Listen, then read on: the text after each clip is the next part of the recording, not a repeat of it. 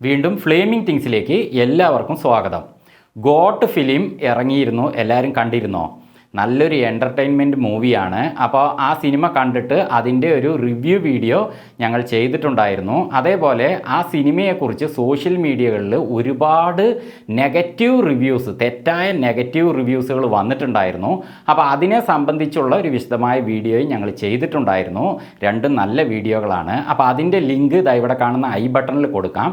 അതിൽ പ്രസ് ചെയ്ത് നിങ്ങൾക്ക് ആ വീഡിയോകൾ ഓപ്പൺ ചെയ്യാവുന്നതാണ്. ഗോട്ട് ഫിലിമിലെ ഒരു സീനിനെ പ്രതി ഇപ്പോൾ തമിഴ്നാട് ഒന്നടങ്കം കത്തിയിരിക്കുകയാണെന്ന് തന്നെ പറയാം. അതായത് ആ സീനിനെ പ്രതി ഇപ്പോൾ വൻ വിവാദങ്ങളാണ് സോഷ്യൽ മീഡിയകളിലും അതേപോലെ വിജയ് ഫാൻസിൻ്റെ ഇടയിലും ഉണ്ടായിരിക്കുന്നത്. ഈ സിനിമയിൽ കാമിയോ റോളിൽ പ്രശസ്ത നടൻ SK അഥവാ ശിവകാർത്തികേയൻ വരുന്നുണ്ട്.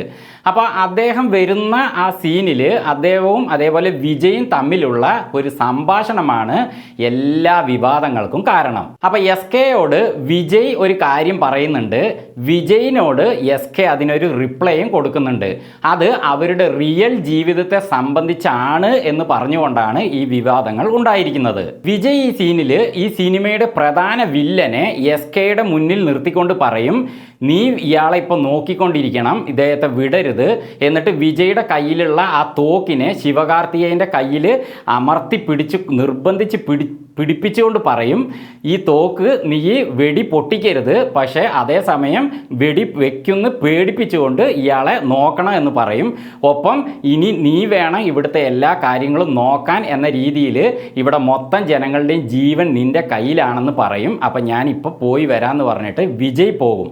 അപ്പോൾ വിജയ് പോകുമ്പോൾ ശിവകാർത്തികേയൻ വിജയിനെ തിരിച്ച് ഒന്ന് വിളിച്ചിട്ട് പറയും, നിങ്ങളൊരു പ്രധാന വിഷയമായിട്ട് പോവുകയാണെന്ന് മനസ്സിലായി, അപ്പം നിങ്ങളിനി ആ കാര്യം നോക്കിക്കോളൂ, ഞാൻ ഇവിടുത്തെ കാര്യം നോക്കിക്കോളാമെന്നും പറയും. ഇതാണ് വിവാദങ്ങൾക്ക് കാരണമായത്. എന്താണ് ആ വിവാദം എന്ന് വെച്ചാൽ, വിജയ് ഇനി മുതൽ രാഷ്ട്രീയത്തിലേക്ക് ഇറങ്ങുകയാണ്. അദ്ദേഹം താൽക്കാലികമായിട്ടോ അല്ലെങ്കിൽ സ്ഥിരമായിട്ടോ സിനിമാ ഫീൽഡിൽ നിന്ന് മാറി നിൽക്കുകയാണ്. അപ്പോൾ അതാണ് ഞാനിവിടെ ഒരു പ്രധാന ജോലിയായിട്ട് പോകുന്നത് എന്ന് ഈ സീനിൽ ഉദ്ദേശിച്ചിരിക്കുന്നതെന്നും അതേപോലെ ശിവകാർത്തികേയൻ്റെ അടുത്ത് ആ സ്ഥാനം ഇനി നീ വേണം നോക്കാൻ, അതായത് വിജയുടെ ആ ദളപതി എന്ന സിനിമയിലുള്ള ആ സ്ഥാനം ഇനി നീ വേണം നോക്കാൻ, നീ വേണം ചെയ്യാൻ എന്ന് പറയുന്നതായിട്ടും, അതിന് ശിവകാർത്തികേയൻ ഓക്കെ നിങ്ങൾ രാഷ്ട്രീയത്തിലേക്ക് പോവുകയാണ്, നിങ്ങൾ അത് നോക്കിക്കോളൂ, ഞാൻ ഇത് നോക്കിക്കോളാം എന്ന് പറയുന്നതായിട്ടുമാണ് ഇവിടെ എല്ലാവരും അത് ചർച്ച ചെയ്യുന്നത്. അപ്പോൾ ഇത് അങ്ങനെ തന്നെയാണോ അവർ ഉദ്ദേശിച്ചിരിക്കുന്നത് എന്ന് ക്ലാരിഫിക്കേഷൻ നൽകേണ്ടതാരാണ്? വിജയും ശിവകാർത്തികേയനും തന്നെയാണ് അതിൻ്റെ യഥാർത്ഥ ക്ലാരിഫിക്കേഷൻ നൽകേണ്ടത്. പക്ഷേ അവർ ഇതുവരെ സോഷ്യൽ മീഡിയകളിൽ അതിനെക്കുറിച്ച് പ്രതികരിച്ചിട്ടില്ല. എന്നാൽ ഈ സിനിമയുടെ ഡയറക്ടർ അതിനെക്കുറിച്ച് വ്യക്തമായിട്ട് ഇൻ്റർവ്യൂകളിൽ പറയുന്നുണ്ട്. അതെന്താണെന്ന് നമുക്കിപ്പോൾ ഒന്ന് നോക്കാം. ഈ ചാനലിൽ ആദ്യമായിട്ടാണ് നിങ്ങൾ വീഡിയോകൾ കാണുന്നതെങ്കിൽ ചാനൽ ഒന്ന് സബ്സ്ക്രൈബ് ചെയ്യുക. എങ്കിൽ നിങ്ങളുടെ യൂട്യൂബ് ഹോം സ്ക്രീനിൽ ഞങ്ങളുടെ വീഡിയോകൾ വളരെ പെട്ടെന്ന് നിങ്ങൾക്ക് ലഭിക്കുന്നതാണ്. അതുപോലെ ഈ വീഡിയോ നിങ്ങൾക്ക് ഇഷ്ടമായാൽ ഒരു ലൈക്കും കൊടുക്കുക. ഈ സിനിമയുടെ ഡയറക്ടർ വെങ്കട് പ്രഭു ആണ്. അദ്ദേഹം എന്താണ് പറയുന്നതെന്ന് നോക്കാം. நான் விஜய் சார் கிட்ட சொன்னது இதை வச்சுக்கோங்க, இதை வச்சுக்கோங்க சிவா, இது யாரோ வந்தால் சுற்றுவன் மிரட்டுங்க, நான் சுற்றாதீங்கன்ற மாதிரி சொல்லிட்டு தான் போவார். விஜய் சாரை தான் அங்கே போட்டார், துப்பாக்கியை பிடிங்க சிவா, തുപ്പാക്കി അവർ പടം തുപ്പാക്കിയെ പിടിക്കുക ശിവ. ഇവിടെ ഡയറക്ടർ പറയുന്നത് എന്താണെന്നറിയോ? തുപ്പാക്കിയെ പുടിയുക പറയുമ്പോൾ തുപ്പാക്കി എന്നത് വിജയുടെ സിനിമയാണ്. അപ്പോൾ സിനിമ ഇൻഡസ്ട്രീനെയാണ് തോക്കിലൂടെ ഒരു ഉദ്ദേശിച്ചുകൊണ്ട് ആ ശിവകാർത്തികേയൻ്റെ കയ്യിൽ വെച്ചു കൊടുക്കുന്നത് എന്നാണ് ഡയറക്ടർ ഇവിടെ സൂചിപ്പിക്കുന്നത്. எல்லாருமே இது உங்க கையில தான் இருக்கு இனிமேல் அப்படின்ற மாதிரி சொன்னோன்னே நீங்க தான் இவ்வளவு பேரோட உயிர் உங்க கையில தான் இருக்கு. அது படத்துக்கும் சம்பந்தமா இருக்கும், எல்லாத்துக்குமே சம்பந்தமா இருக்கும். അപ്പോൾ ഡയറക്ടർ ഇവിടെ പറയുന്നത് പടത്തുക്കും സംബന്ധமாக இருக்கும், എല്ലാത്തുക്കുമേ സംബന്ധமாக இருக்கும். അതായത് സിനിമയിലെ ആ സീനിനും അത് കണക്റ്റ് ആണ്, അതേപോലെ ഇവരുടെ യഥാർത്ഥ ജീവിതത്തിനും അത് കണക്റ്റഡ് ആണ് എന്നാണ് ഇപ്പോൾ ഇദ്ദേഹം ഉദ്ദേശിച്ചത്. ஆனால் ஒரு பியூட்டிஃபுல்லாக ஹேண்டில் பண்ணார். அதுக்கப்புறமா சிவா சொல்றாரு, நீங்க இதை விட பெரிய வேலைக்கு எதுக்கோ போறீங்க, இதை நான் பார்த்துக்கிறேன், நீங்க அதை பாருங்க அப்படின்னா அதுக்கு விஜய் சார் தம்ஸ் அப் காட்டு போவாரு. You know that shows the magnanimity of this. அவருடைய மனசோடைய அந்த ஐ டோன்ட் நோ அது எப்படி எப்படி நம்ம சொல்றதுனே தெரியல. അപ്പോൾ ഇത് വിജയിനോട് ശിവകാർത്തികേയൻ വിജയിനോട് അതിന് റിപ്ലൈ കൊടുക്കുമ്പോൾ വിജയ് അതിന് ഇങ്ങനെ തംസപ്പ് കൊടുക്കുന്നുണ്ട്. അതായത് നീ വിജയിക്ക് എന്ന് പറഞ്ഞിട്ട് പോകുന്നതായിട്ടാണ് ആ സീൻ അവിടെ അവസാനിക്കുന്നത്. അപ്പോൾ ഡയറക്ടർ തന്നെ ഇതിങ്ങനെ റിയൽ ആണ് എന്ന് പറയുമ്പോൾ എന്തായാലും അത് സത്യം തന്നെയായിരിക്കും. എനിക്ക് തോന്നുന്നത് ഡയറക്ടറിനെ കൂടാതെ വിജയും ശിവകാർത്തികേയനെ വിളിച്ചിട്ട് ഇനി മുതൽ നീ എൻ്റെ സ്ഥാനത്ത് നിന്ന് അഭിനയിക്കുക എന്ന് നേരത്തെ ഇവർ തമ്മിൽ സംസാരിച്ചിട്ടുണ്ടാവും. എന്നിട്ട് വിജയ് തന്നെ ഇങ്ങനെ ഒരു സീന് അവിടെ ക്രിയേറ്റ് ചെയ്യാൻ ഡയറക്ടറോട് പറഞ്ഞിട്ടുണ്ടാവും. അങ്ങനെ വന്നിരിക്കുന്ന സീനായിരിക്കും അത് എന്നാണ് എനിക്ക് തോന്നുന്നത്. അല്ലെങ്കിൽ അങ്ങനെ വിജയ് യാദൃച്ഛികമായിട്ട് അവിടെ അങ്ങനെ പറഞ്ഞിട്ട് പോവില്ലല്ലോ. കാരണം അത് ശിവകാർത്തികേയനെ തന്നെ പറയണമെന്ന് യാതൊരു നിർബന്ധവുമില്ല. അപ്പോൾ ശിവകാർത്തികേയനെ തന്നെ ആ സീനിൽ കാമിയോ റോളിൽ കൊണ്ടുവരാനും ഇങ്ങനെ പറയാനും കാരണം ഇവർ നേരത്തെ തന്നെ അത് പ്ലാൻ ചെയ്തിട്ടുണ്ടാവും. പക്ഷേ ഇപ്പോഴും ഞാൻ പറയുന്നു, ഇതിൻ്റെ എന്താണെന്നുള്ളത് വിജയോ അല്ലെങ്കിൽ ശിവകാർത്തികേയനോ തന്നെ പറയണം. അവർ ഇതുവരെ പറയാതിരിക്കുന്നതിൽ നിന്ന് നമുക്ക് മനസ്സിലാക്കാം അത് സത്യമാണെന്ന്. അപ്പോൾ ഇത് ഇനി സംഭവിക്കുമോ, ഇത് സാധ്യമാണോ എന്നതിനെ കുറിച്ചാണ് ഒരു വലിയൊരു ചോദ്യചിഹ്നം മൊത്തത്തിൽ തമിഴ് ഇൻഡസ്ട്രിയിൽ ഉണ്ടായിരിക്കുന്നത്, തമിഴ് ഫിലിം ഇൻഡസ്ട്രിയിൽ ഉണ്ടായിരിക്കുന്നത്. അപ്പോൾ അതിനെക്കുറിച്ച് എൻ്റെ വ്യക്തിപരമായ അഭിപ്രായം ഞാനിപ്പോൾ പറയുകയാണ്. അപ്പോൾ എൻ്റെ വ്യക്തിപരമായ അഭിപ്രായം ഞാനായിട്ട് പറയുന്നതിന് മുമ്പ് നമ്മുടെ ലാലേട്ടൻ അതൊന്ന് പറയുന്നത് എന്താണെന്ന് നോക്കാം. നാട്ടുരാജാവ് സിനിമയിൽ ഒരു സീനുണ്ട്. ആ സീന് വളരെയധികം ഹൃദയസ്പർശിയായ ഒരു സീനാണ്. അത് യാഥാർത്ഥ്യവുമാണ്. അതൊന്ന് നമുക്കിപ്പോൾ നോക്കാം.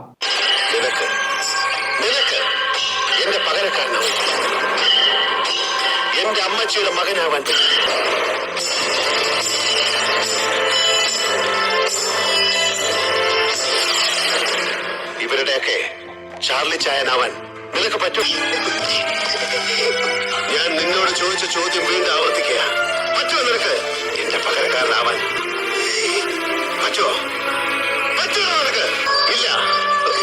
ഇവക്ക് നീ കൂടെ പുറപ്പാ, ഇവന് നീ അമ്മാവനും. ആർക്കും ആരുടെയും പകരക്കാരനാവാൻ പറ്റില്ലടോ. അങ്ങനെയാണെങ്കിൽ പിന്നെ എന്നാത്തിനാ ഭൂമിയിൽ ഇത്ര ഈശ്വരന്മാരെ? വേറെണ്ണം പോലെ, വേറെണ്ണം പോലെ, വേറെണ്ണം പോലെ, വേറെണ്ണം പോലെ. അപ്പോൾ അത് സത്യമല്ലേ? ഇവിടെ ലാലേട്ടൻ വില്ലനോട് നിനക്ക് പകരക്കാരനാകാൻ കഴിയില്ല എന്നാണ് പറയുന്നത് കേട്ടോ. അപ്പോൾ ഇവിടെ ഒരു സന്ദർഭം അങ്ങനെ ആയതുകൊണ്ട് ഞാൻ ആ സീൻ ഇവിടെ വെറുതെ ഒന്ന് വെച്ചതാണ്. അപ്പോൾ വിജയ് ശിവകാർത്തികേയനോട് ഈ സിനിമയിലെ ആ സീനിലൂടെ പറയുന്നത് നീ എൻ്റെ പകരക്കാരനാകണം എന്നാണ്. അപ്പോൾ രണ്ടും രണ്ടാണെങ്കിലും ഒരു സത്യം ഇതിലുണ്ട്, ആർക്കും ആരുടെയും പകരക്കാരനാകാൻ കഴിയില്ല. അത് തന്നെയാണ് എനിക്ക് പറയാനുള്ളത്. പക്ഷേ ഇവിടെ നമ്മളൊരു കാര്യം ചിന്തിക്കേണ്ടതുണ്ട്. വിജയ് തന്നെ, ശിവകാർത്തികേയൻ എന്ന് പറയുന്നത് ഒരു പ്രശസ്ത നടനാണ്. അദ്ദേഹത്തിൻ്റെ ചില സിനിമകളൊക്കെ 100 കോടി ക്ലബിൽ എത്തിയിട്ടുണ്ട്. അതായത് ഒരു പ്രശസ്ത നടൻ. അദ്ദേഹം കുട്ടികളുടെ അതേപോലെ മുതിർന്നവരുടെയൊക്കെ ഹൃദയത്തിൽ നിൽക്കുന്ന ഒരു നടനാണ്. അപ്പോൾ അദ്ദേഹത്തിനായിട്ട് ഇപ്പോൾ ഒരു സ്ഥാനം SKക്ക് തമിഴ് ഫിലിം ഇൻഡസ്ട്രിയിൽ ഉണ്ട്. അപ്പോൾ ആ സമയത്താണ് വിജയ്, ശിവകാർത്തികേയനെ വലിയ ഇഷ്ടമാണ് വിജയ്ക്ക്. അപ്പോൾ വിജയ് തന്നെ ദളപതിയുടെ ആ സ്ഥാനത്ത് ഇനി നീ വേണം നിൽക്കാൻ എന്ന് പറയുമ്പോൾ അവിടെ കുറേ ഗുണങ്ങൾ ശിവകാർത്തികേയന് ഉണ്ടാകുന്നുണ്ട്. അത് നമുക്ക് വിസ്മരിക്കാനാവില്ല. ഒന്നാമത്തെ കാര്യം, ശിവകാർത്തികേയന് ഇനി പ്രൊഡ്യൂസേഴ്സും ഡയറക്ടേഴ്സും കൂടുതൽ സിനിമകൾ അദ്ദേഹത്തിന് വിജയ് ഇങ്ങനെ ബൂസ്റ്റ് ചെയ്ത് നിൽക്കുന്നത് കൊണ്ട് വിജയുടേതായ രീതിയിലുള്ള സിനിമകൾ ഇറങ്ങുമല്ലോ. അത്തരം സിനിമകളൊക്കെ ഇനി ശിവകാർത്തികേയനെ വെച്ച് പരീക്ഷിക്കാനുള്ള സാധ്യതയുണ്ട്. കാരണം എന്താണെന്ന് വെച്ചാൽ വിജയാണ് ഇവിടെ സപ്പോർട്ട് ചെയ്തിരിക്കുന്നത്. അതുകൊണ്ട് തന്നെ ശിവകാർത്തികേയന് അങ്ങനത്തെ റോളുകളുള്ള സിനിമകൾ അദ്ദേഹത്തിന് കൊടുക്കുമ്പോൾ അദ്ദേഹം അത് നന്നായിട്ട് അഭിനയിച്ച് ആ ഒരു രീതിയിലേക്ക് എത്തിക്കാൻ SKക്ക് കഴിയുകയാണെങ്കിൽ പ്രേക്ഷകരും അദ്ദേഹത്തിന് സപ്പോർട്ട് ചെയ്യും. അതായത് വിജയിനെ പോലെ തന്നെ സപ്പോർട്ട് ചെയ്യും എന്നൊരു ചിന്ത തീർച്ചയായും പ്രൊഡ്യൂസേഴ്സിനും അതേപോലെ ഡയറക്ടേഴ്സിനും ഉണ്ടാകും. അപ്പോൾ അതുകൊണ്ട് തന്നെ നല്ല നല്ല റോളുകൾ ഇനി ശിവകാർത്തികേയന് ലഭിക്കും. അപ്പോൾ ഇതുവരെ ലഭിക്കുന്നില്ല എന്നല്ല ഉദ്ദേശിച്ചത്. ശിവകാർത്തികേയനായിട്ട് ഒരു സ്ഥാനം ഇപ്പോൾ തമിഴ് ഫിലിം ഇൻഡസ്ട്രിയിലുണ്ട്. അപ്പോൾ അതിൽ തന്നെയാണ് അദ്ദേഹം ചെയ്തുകൊണ്ടിരിക്കുന്നതെങ്കിലും വിജയുടെ സപ്പോർട്ട് കാരണം അത് ഒന്നുകൂടി ഉയരാനുള്ള സാധ്യത ഇവിടെ വരുന്നു. ഇനി രണ്ടാമത്തെ കാര്യം എന്തെന്ന് വെച്ചാൽ SKക്ക് ഇനി വിജയ്ക്ക് ഇതുവരെ നല്ല സാലറിയിലാണല്ലോ അദ്ദേഹം സിനിമ ഇൻഡസ്ട്രിയിൽ നിന്ന് ഇപ്പോൾ പോകുന്നത്. അതായത് ഇപ്പോൾ ഗോട്ടി തന്നെ 200 കോടിയാണ് അദ്ദേഹത്തിന് പ്രോഫിറ്റ് കൊടുക്കുന്നതായിട്ട് ഇതിൻ്റെ പ്രൊഡ്യൂസറായ അർച്ചന കൽപ്പാത്തി അതേപോലെ കൽപ്പാത്തി അഘോരമൊക്കെ പറഞ്ഞിരിക്കുന്നത്. അപ്പോൾ അത്രയ്ക്ക് എത്തുന്നില്ലെങ്കിലും ആദ്യം തന്നെ അത്രയ്ക്ക് എത്തുന്നില്ലെങ്കിലും എന്തായാലും വിജയ്ക്ക് ലഭിക്കുന്ന പോലത്തെ സാലറിയിലേക്ക് SKക്ക് ഇനി പ്രതീക്ഷിക്കാം. അദ്ദേഹത്തിന് സാലറി ഉയർത്താൻ ശ്രമിക്കാം. എന്തായാലും അത് സംഭവിക്കുകയും ചെയ്യും. ഇനി മൂന്നാമത്തെ കാര്യം എന്ന് പറയുന്നത് വിജയുടെ സപ്പോർട്ടിൽ വിജയുടെ പോലത്തെ സിനിമകൾ SK ചെയ്യുമ്പോൾ അത് നല്ല രീതിയിലുള്ള സിനിമകളാണെങ്കിൽ വിജയുടെ സ്ഥാനത്ത് SKയെ ഹൃദയത്തിലേക്ക് ഏറ്റെടുക്കാനുള്ള സാധ്യത കൂടി ഇവിടെ വരികയാണ്. എന്തായാലും വിജയിനെ കാണുന്നത് പോലെ SK ആരും കാണില്ല, അത് ഉറപ്പാണ്. കാരണം വിജയുടെ സ്ഥാനം വിജയ്ക്ക് തന്നെയാണ്. പക്ഷെ എന്നാലും വിജയ് ഇവിടെ സപ്പോർട്ട് ചെയ്യുന്നത് കൊണ്ട് അദ്ദേഹത്തെ മനസ്സിലേക്ക് സ്വീകരിക്കാൻ പ്രേക്ഷകർ തയ്യാറാകാനും സാധ്യതയുണ്ട്. അതായത് വിജയുടെ സ്ഥാനത്തേക്ക് ശിവകാർത്തികേയനെ ഇനി മുതൽ നോക്കി കാണണമെന്ന് പ്രേക്ഷകരോട് വിജയ് തന്നെ ഗോട്ടിലൂടെ സൂചിപ്പിക്കുന്നത് കൊണ്ട് ആ രീതിയിൽ കണ്ടുകൊണ്ട് ശിവകാർത്തികേയൻ്റെ സിനിമകളെ ഹൃദയത്തിൽ ഏറ്റെടുക്കാനും പ്രേക്ഷകർ തയ്യാറാകാനുള്ള സാധ്യതയും ഇവിടെ നിലനിൽക്കുന്നു. അപ്പം എന്തായാലും ശിവകാർത്തികേയന് വിജയുടെ ഈ സപ്പോർട്ട് വലിയ രീതിയിൽ തന്നെ ഗുണം ചെയ്യാനാണ് സാധ്യത. പക്ഷേ എന്തൊക്കെയായാലും വിജയുടെ ആ ദളപതി എന്ന സ്ഥാനം അത് അദ്ദേഹത്തിന് വെറുതെ കിട്ടിയതല്ല. ഇത്രയും കാലത്തെ കഷ്ടപ്പാട് കൊണ്ട്, ഹാർഡ് വർക്ക് കൊണ്ട് അദ്ദേഹം പ്രേക്ഷകരുടെ ഹൃദയത്തിലേക്ക് എത്തിച്ചതാണ് ആ ദളപതി എന്ന സ്ഥാനം. അത് അദ്ദേഹത്തിന് മാത്രം സ്വന്തമാണ്. ദളപതിയായിട്ട് മറ്റാരെയും നമുക്ക് കാണാൻ കഴിയില്ല. പ്രേക്ഷകർക്ക് സാധിക്കും. മറ്റൊരു നടനെ ഇപ്പോൾ വിജയ് തന്നെ സപ്പോർട്ട് ചെയ്ത് മുന്നോട്ട് നിർത്തിയിരിക്കുന്നത് കൊണ്ട് വിജയുടെ ആ ഒരു വാക്കിന് വേണ്ടി നല്ല രീതിയിൽ SKയുടെ സിനിമകൾ നമുക്ക് സ്വീകരിക്കാൻ പറ്റും. പക്ഷേ ദളപതി എന്ന സ്ഥാനം ഇദ്ദേഹത്തിന് മാത്രം സ്വന്തമാണ്. ആ സ്ഥാനത്തേക്ക് അദ്ദേഹം ഇനി തിരിച്ചു വരുമോ എന്ന് അദ്ദേഹത്തിന് തന്നെ അറിയില്ല. കാരണം രാഷ്ട്രീയത്തിൽ ഇനി എന്ത് സംഭവിക്കുന്ന അദ്ദേഹത്തിന് പോലും അറിയില്ലല്ലോ. അപ്പോൾ ഭാവിയിൽ അദ്ദേഹം അതിൽ ജ്വലിച്ച് മുന്നോട്ട് പോവുകയാണെങ്കിൽ ഇനി തീർച്ചയായും തിരിച്ച് സിനിമയിലേക്ക് വരില്ല. മറിച്ച് അതിൽ അദ്ദേഹത്തിന് അങ്ങനെ ഒരു നിലയിൽ എത്താൻ പറ്റില്ലെങ്കിൽ ഒരു കുഴപ്പമില്ല. ഇവിടെ സിനിമയിൽ ദളപതിയുടെ ആ ഒരു സീറ്റ് ഒഴിഞ്ഞു തന്നെ കിടക്കുന്നുണ്ട്.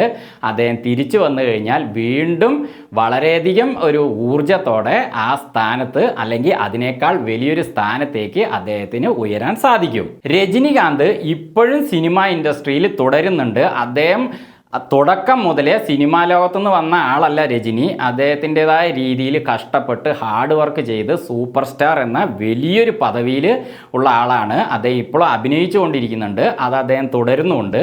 അപ്പം രജനിയുടെ സ്ഥാനം രജനിക്ക്, വിജയുടെ സ്ഥാനം വിജയ്ക്ക്, SKയുടെ സ്ഥാനം SKക്ക്. പക്ഷേ ഇവിടെ ഞാൻ പ്രത്യേകം നേരത്തെ പറഞ്ഞ പോലെ ഒന്നുകൂടി പറയുകയാണ്, വിജയ് സപ്പോർട്ട് ചെയ്തതുകൊണ്ട് ആ സപ്പോർട്ടിലൂടെയുള്ള ഒരു വളർച്ച ഇനി മുതൽ SKക്ക്. അതുകൊണ്ട് ആർക്കും ആരുടെയും പകരക്കാരനാകാൻ കഴിയില്ല. സ്വന്തം നിലയിൽ മറ്റുള്ളവരുടെ ഒരു സപ്പോർട്ടിൽ മുന്നേറാനേ കഴിയുകയുള്ളൂ എന്ന് പറഞ്ഞുകൊണ്ട് വീണ്ടും മറ്റൊരു വീഡിയോയുമായി ഞങ്ങൾ വരുന്നതുവരെ ഫ്ലേമിംഗ് തിങ്സിൽ നിന്ന് ബൈ.